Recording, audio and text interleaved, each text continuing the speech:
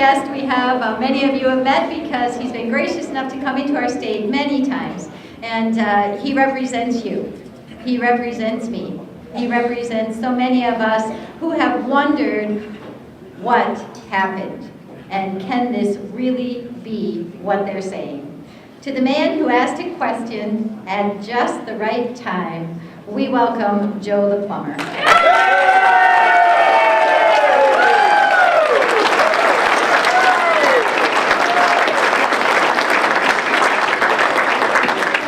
As usual, I really appreciate y'all being here.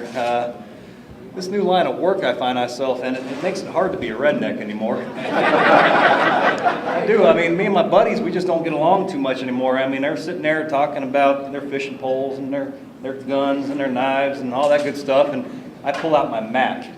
You know, they start talking about the fishing stories and hunting stories. I start talking about politics, and they go to sleep on me. I mean, it's terrible. So it's really hard being a redneck anymore. Wake him up, Joe. That's what I'm doing. If I get my best friend to go with this, I've accomplished something.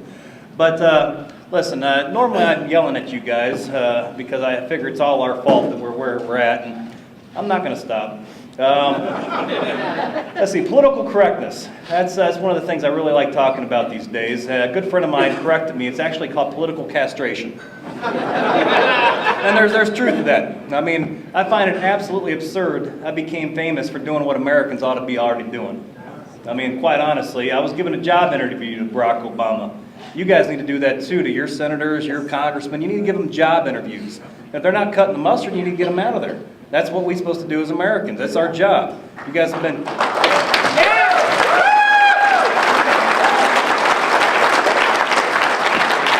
Well, we have been blessed to be born in America because it's an incredible place to be America. I'm very proud to be an American, and I won't stop saying that ever.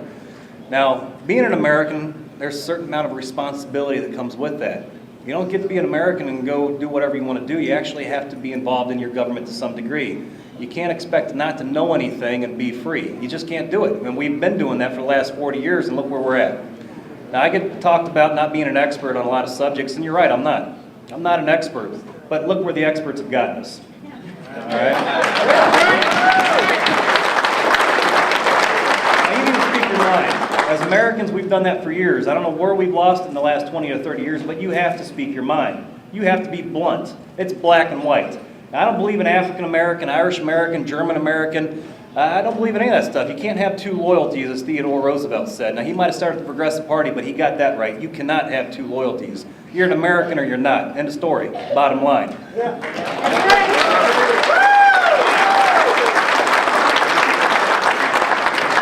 know, the funny thing is, if it don't work, you don't do it, right? I mean, that's how we all are. If it doesn't work, you stop it.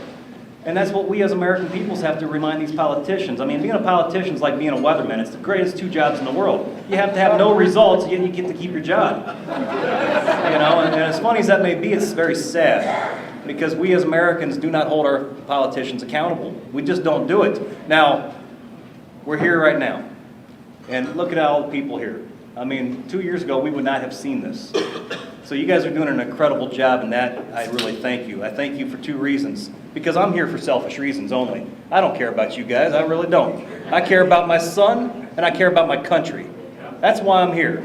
Now, you guys have selfish reasons why you're going to be here for, too. You want to see your country get better. You want to see your children have the opportunities you've had as Americans.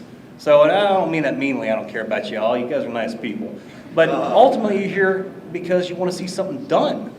That's why I'm here. We want to see something done. I mean, I carry it from the trades world. I want to see something done. At the end of the day, I want to see a house built. At the end of the day, I want to see this plumbing done. At the end of the day, you want more money in your pockets. At the end of the day, you want the federal government out of your business. At the end of the day, I want to be able to light up a cigarette anywhere I want to. That's me personally. I got a big old Dodge 4x4 truck out in the parking lot, and I want to leave a carbon footprint from Ohio all the way down to Arizona.